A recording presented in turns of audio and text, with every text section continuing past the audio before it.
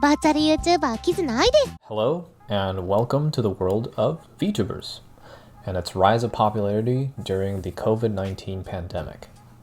Today I'll be explaining what a VTuber is, where it came from, and what effect it has on the Western culture amid the pandemic.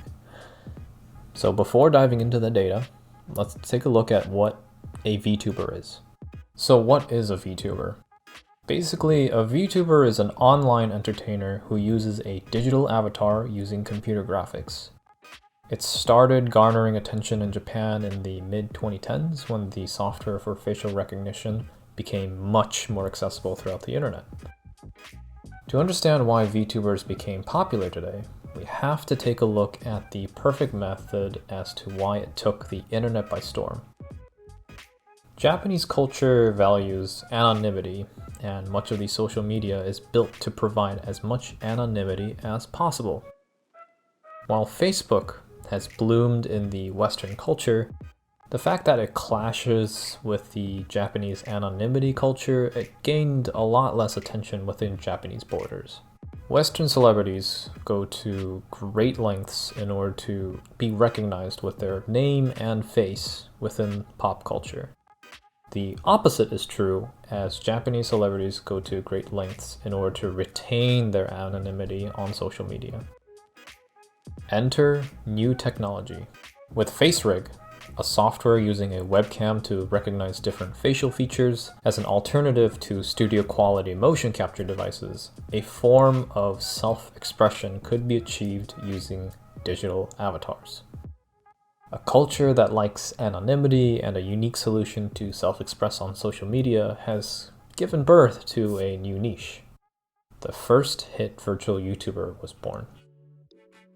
Kizuna Ai was the first virtual YouTube personality which engaged the audience through live streams as an entertainment personality. In her introduction video, she brings attention to both her viewers and other YouTubers that she's virtual. Fast forwarding a year and a half, she has starred in major Japanese commercials, hosted live events, released a music single, and creates Let's Plays, all while starring in a real-life TV show, and is one of the official mascots of Japan. With Kizuna Ai's massive success, it drew business opportunities to collect on its attention and popularity. Enter Cover Corp, a virtual idol agency specifically created for debuting virtual idols on YouTube. Cover Corp, or more commonly known as Hololive, has held auditions for Japanese personalities starting from June 2019, 5 months before the news of the pandemic. Now operating in Indonesia, China, and Japan, with its latest edition, Hololive EN, the English-speaking virtual YouTube group was aimed towards the Western audience. For the Western integration, there was a high level of fan interaction and collusion with the real world that made the phenomenon so popular in Japan, and the rest of the world was next. Western fans of Japanese culture that had little exposure to VTubers are now set to be targeted by Hololive English, with 5 new VTubers speaking the same language as you and me. No longer bound by physical restrictions and real-world barriers, the appeal for streamers is nothing to scoff at. This consistency in production quality has now attracted Western content creators to mimic this art form, not to mention inspiring budding VTubers to enter the industry. The process isn't too difficult, and currently there are many programs that streamline the tech side of VTubing. Not to mention 5.5 million Twitch followers of Imane Anis, or more commonly known as Pokimane, were blown away when her Among Us stream featured a 3D motion-tracked model of her. Despite having mixed reactions from her fans at first, this could definitely be a trend with Western YouTubers. Similarly, Lily Key, or more commonly known as Lily Pichu, had attempted to use an avatar on her off-cam days, yet this received a... Despite being colleagues with Pokimane at the offline TV house and producing her own hand-drawn avatars, Lily Pichu received severe backlash from the community, forcing the streamer to distance herself from the VTuber title at first. Although it seems like a harsh industry at a glance, it's clear as day that this is the beginning of a new age of online content. Given the popularity of Hololive, existing Western fans may struggle with community backlash at first, but many are supportive of the budding future VTubers and their ability to break past cultural and language barriers. The attention of VTubers was not quite prevalent in the West. What I wanted to take a look at with this project was why Vtubing has become so popular in the West, when it was not a very big factor before the pandemic took over. What was the reason why it has such a big attention as it does now, and what did the pandemic have to do with it? As an anime and gaming fan, I've spent a lot of my free time looking at gaming tutorials and watching anime shows since childhood. The fact that an anime avatar personality playing games has given interest to pursue the topic not only because of my interest, but to satiate my curiosity as to why it also has impacted those who aren't much of an anime or gaming fan as I am. Why did it have an impact on the West? How does the pandemic correlate to its success here in the West? These were my motivations to keep this on topic over the semester, as it only gains more popularity and attention over time rather than becoming a fad and fading away. The first thing I decided to do was watch the evolution of specific content creators in order to understand its popularity. Using the YouTube comment scraper to compile YouTube comments into an Excel spreadsheet and using Social Blade to parse through YouTube subscription counts over time was extremely useful in gathering data and see how much subscribers and views these content creators were garnering.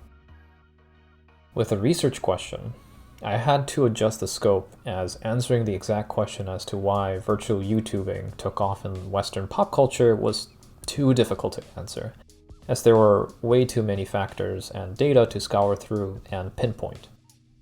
YouTube channels dedicated to translating Japanese VTubers, going to Reddit posts about memes about these VTube personalities was a big factor in developing a Western community for these VTube personalities. Without the audience, the celebrity is nothing, and this is extremely true in this scenario. I decided to look at Kizuna Ai, the origin of a VTuber, and its translation of success into Gargura,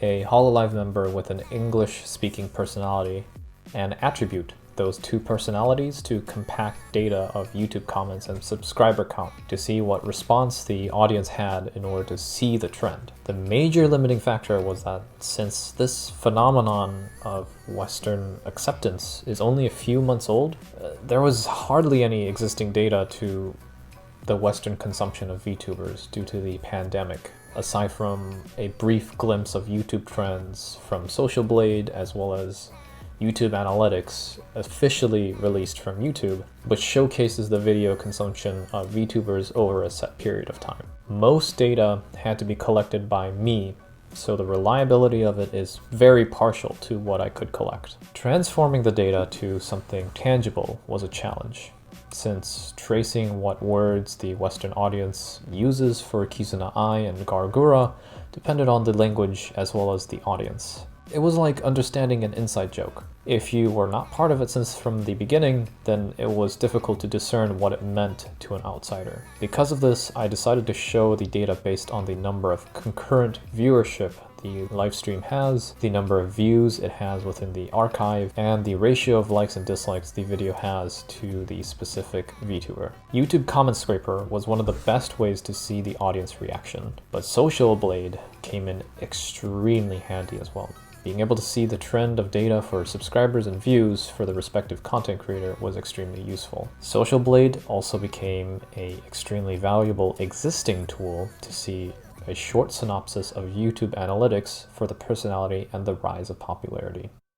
Unfortunately for Social Blade, the biggest limiting factor is that it only shows up to 50 of the most recent video counts and the subscriber count for the YouTube personality. So it was a limiting existing data trend, but it came in extremely useful. Now, as for making the data public, I have decided to keep the data for myself, as it only takes a minuscule look into two specific successful VTubers, the pioneer Kizuna Ai and the popular Gargura, representing the Western audience base.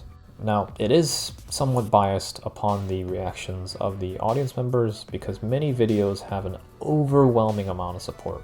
So it is difficult to pinpoint in these videos as to why VTubers has garnered Western attention because of the pandemic with the collected data. To give a short synopsis of the project, since I am on the forefront of collecting the specific data, why VTubers grew in pop culture and what did the pandemic have to do with it, there are no institutions, granting bodies, or individuals backing this project.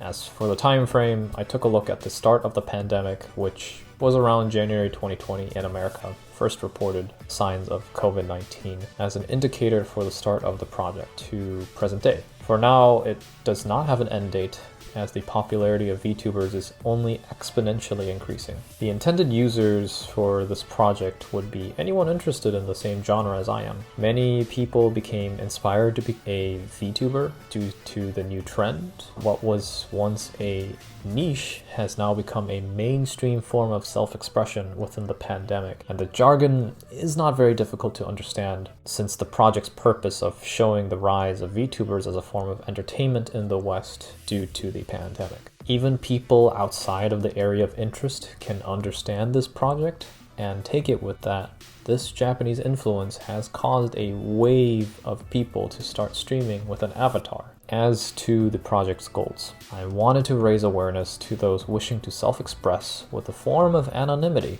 because taking a look at Western and Eastern qualities, many people do not wish to include their face when forming content, but still want to interact with their audience, especially true during the pandemic since we are starved for human interaction. Vtubing is a bridge which marries the concept of interaction with the audience and keeping your identity a secret. The form of presentation that I decided to go with is what you're watching. A video is one of the best ways to show clips as well as express the data of VTubers' rising popularity, since it is easier to follow than reading a text. Since we live in an age where video essays are much more common, as well as the audience having a shorter attention span, this form of media is accessible to a wide range of audience members to explain the phenomenon of VTubers to a Western audience due to the pandemic. As for the narrative context, the goal is that the audience watching this video will be able to understand why this form of media presentation of VTubing has become popular in the West with little previous historical or cultural context. I used YouTube Comment Scraper and Social Blade to parse through user comments, upvotes, and subscriber counts and views, and actually their earnings, to see a representation of before pandemic VTubing and in the middle of pandemic VTubing to see the difference of popularity within the Western pop culture. YouTube Analytics has made it slightly easier to see a general trend of viewership and providing relevant data, but it was minuscule compared to personal research. The data put through these programs comes from my own personal findings and some documents, such as the Michigan State Library providing a brief description of what a VTuber is to introduce the idea. Now, the biggest disadvantage is the scope of data collected is extremely minuscule to show the original research topic of why VTubers became popular in the West, and did the pandemic have anything to do with it? Much of the data is biased, since the audience who watch the VTubers already are anime and gaming fans who follow these personalities on a regular schedule. As for the advantage, it isn't a difficult data spread to understand that these VTubers have garnered massive success and found their way into Western pop culture. And the secondary goal of the project is to raise awareness that this once niche hobby became such a massive influence in the West, and is something that cannot be overlooked with the overwhelming amount of support that these VTubers receive worldwide. As expected, the data collected is not outside the norm. The biggest proponent of why this data is relevant is because people are starved for human interaction. Something that can be safely done and staying anonymous is through the usage of Vtubing. Because the pandemic has largely cut off interactions between people, much of the internet has adapted to create an avenue where people are seeing the rise of live streaming and commenting in real time to interact with viewers on YouTube. The whole experience of the project has been extremely enjoyable because I am a part of something that I enjoy. But it also has been a little frustrating since this topic of Vtubing has not been present in Western media consumption for very long. There was little data to work with, and YouTube analytics is something that hasn't been released regarding to VTubers until last week. With the rising trend of more Westerners providing support for VTubers and becoming a VTuber themselves, this project aimed towards answering why VTubing has become prominent in the West and what did the pandemic have to do with it has been a fruitful research experience. Scouring through comments, subscriber count, upvotes, how much money they make has been something that I have been interested in the past, but never done to this extent. Finding relevant sources and scholarly articles proved to be nigh impossible because nothing had to do with the surgence of VTubing in the West. Was what a VTuber was and what VTubing is, but in the end it had no relevant data to work with aside from providing general background knowledge of what VTubing was aimed at doing with specific software.